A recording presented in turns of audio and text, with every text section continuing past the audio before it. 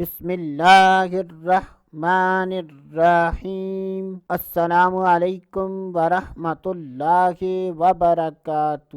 آج کی اس ویڈیو میں بات کریں گے خواب میں پانی کے چشمے پر کپڑے دھونے کی تعبیر۔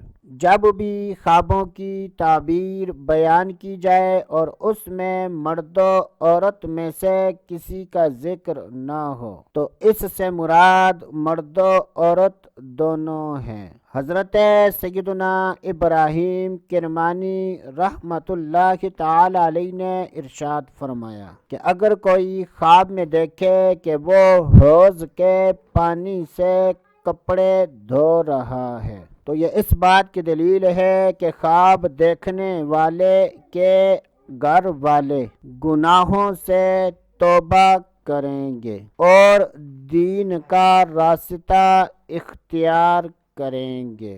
اللہ عز و جل سے دعا ہے کہ اللہ عز و جل ہمیں اچھے خواب دیکھنے، برے خوابوں سے بچنے کی توفیق عطا فرمائے۔ تو دوستو ابھی کے لیے اتنا ہی، اگلی ویڈیو تک اجازت، اللہ حافظ۔